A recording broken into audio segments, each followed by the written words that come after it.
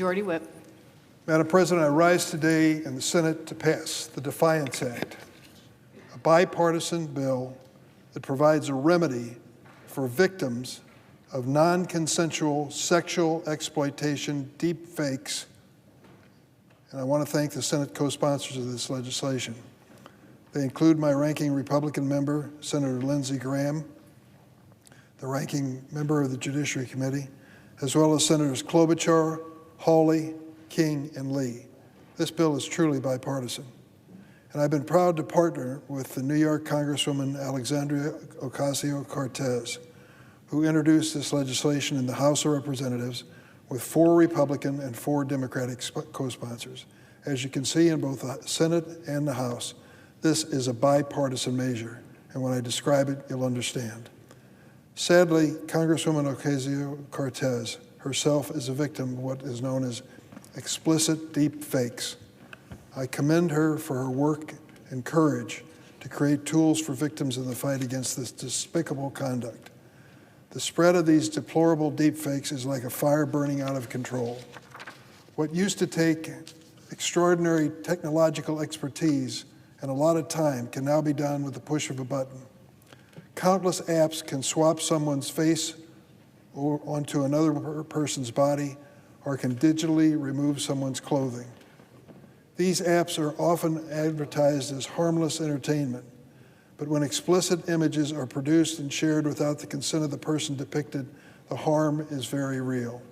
The exploitation of young children, the exploitation of women is really the price that's being paid for this. Imagine losing control over your own likeness and identity. Imagine how powerless victims feel when they cannot remove the illicit content, cannot prevent it from being reproduced, and cannot prevent new images from being created. The negative consequences to the victims can be profound. Victims may draw into silence themselves by withdrawing from online spaces and public discourse as a protective measure. They may endure threats to their employment, education, or reputation, or suffer additional criminal activity such as extortion and stalking. Some experience depression, anxiety, and fear of being in public. And in the worst case scenario, victims are driven to suicide. Representative Ocasio-Cortez recently described her own reaction to being depicted in sexual deepfakes without her consent. She said, and I quote, "There's a shock to seeing images of yourself that someone could think are real." She described how it resurfaced trauma and haunts her thoughts. Once these deepfakes are seen, they cannot be unseen. As she put it, quote, "Deepfakes are a way of digitizing violent humiliation against other people." Prominent women are often the target of non-consensual sexually explicit deepfakes. Singers, actors, politicians alike. You cannot escape the conclusion that these images are intended to diminish and shame women. But sadly, the victims can be anyone. There are many distressing reports this year of middle school and high school struggling to respond to spread of sexually explicit deepfakes of students. In March of this year, at least 22 students at the Richmond Burton High School in McHenry County in my home state of Illinois learned they were depicted in deepfakes circulating online. One of the images was a doctored version of a photo of 2 female students taken at the school prom. The perpetrator digitally removed their clothes to make it appear that they were unclothed. The prom is supposed to be a joyous rite of passage for teenagers, a happy memory they keep for the rest of their lives. And now that memory has been stolen from these 2 young women. Sadly, we are seeing an explosion of images like these. One researcher found that the number of non-consensual, pornographic, deep life videos available online has increased 9-fold in the last 5 years. Such videos have been viewed almost 4 billion times. 4 billion times. Monthly traffic to the top 20 deepfake sites increased by 285% from July 2020 to July 2023. Search engines directed 25 million visits to the top 5 most popular deepfake sites in July 2023 alone.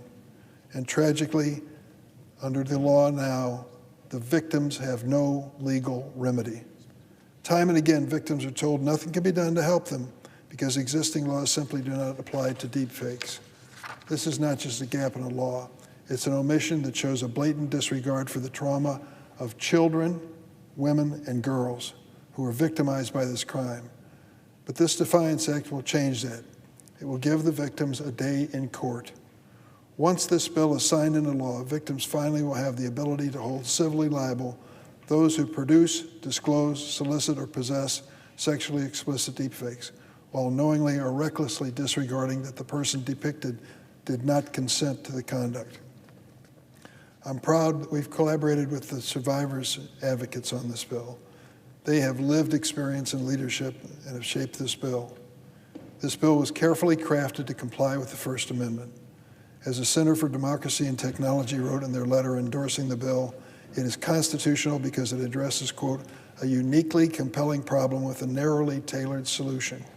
In addition to the CDT, the Defiance Act is supported by the National Center on Sexual Exploitation, the Sexual Violence Prevention Association, the National Women's Law Center, My Image, My Choice, PACT, Rights for Girls, and many others. Congress has waited too long to act. Can you imagine in your own family if it was your wife, your daughter, your niece, or some young woman that you love who was exploited this way, who had to see these images and try to erase them from their minds, who realize that they have no power now under the law, no power to protect themselves. They are helplessly exploited, and their lives can be changed for the worse. We have waited far too long to act. This is a bipartisan measure in both the House and the Senate. It is past time to give victims of non-consensual sexual exploitation and explicit deepfakes the tools they need to fight back. Madam President, notwithstanding Rule 22, as if in legislative session, I ask unanimous consent that the Committee on Judiciary be discharged from further consideration of S3696, the Disrupt Explicit Forged Images and Non-Consensual Edits Act of 2024, and the Senate proceed to its immediate consideration. I further ask consent that the Durbin-Grassley substitute amendment at the desk be agreed to. The bill is amended be considered read a third time and passed, and the motions to reconsider be considered made and laid upon the table. Is there an objection? Wyoming. Reserving the right to object, I strongly support the intent behind this legislation. We must combat the deeply harmful practice of non-consensual deepfake pornography. It is as serious as the gentleman from Illinois just described. But I'm troubled that this bill, as currently drafted, is overly broad in scope.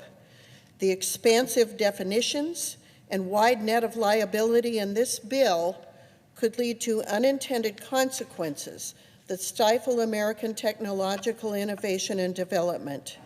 By extending liability to third-party platforms that may unknowingly host this illicit content, I worry this bill places an untenable burden on online services to constantly police user-generated posts. Even platforms making good faith efforts to remove illegal deepfakes could become inundated with frivolous litigation. A more prudent approach would be to tailor legislation to focus on publishers and knowing distributors. And such legislation exists. It is the Cruz-Klobuchar bill. We must ensure that in our noble efforts to prevent abuse, we do not inadvertently impose overbroad restrictions and spur excessive lawsuits that would chill the development of American emerging technologies. I stand ready to work with my colleagues to find this crucial balance. For these reasons, I object. And I Objection. Objection is heard. Madam President, Majority Whip. I'm disappointed, seriously disappointed. When we talk about these young women and young children being exploited and have bipartisan legislation before both the House and the Senate to deal with it, it is important that it be characterized properly. First, there is no liability under this proposed law for tech platforms, despite what was said by the gentlelady from Wyoming. And secondly, the idea that the people would suffer civil liability here when they didn't know what was going on. Listen to the language of this bill. Victims have the ability to hold civilly liable those who produce, disclose, solicit, possess sexually explicit deep fakes while knowingly or recklessly disregarding the person depicted did not consent to the conduct. The two major issues raised by the gentlelady from Wyoming, the senator from Wyoming, are both addressed in this bipartisan measure. There are people who will shake their heads and say, can't the Senate even address this issue, the sexual exploitation of children and young girls and attempts to ruin their lives? Can't they even agree on a bipartisan basis to come up with an answer? We did. We have a bill that does it, and it's been stopped. We're not going to stop our efforts, Madam President. This is a cause worth fighting for, and we're going to really appeal to those across America who believe as we do. I yield the floor.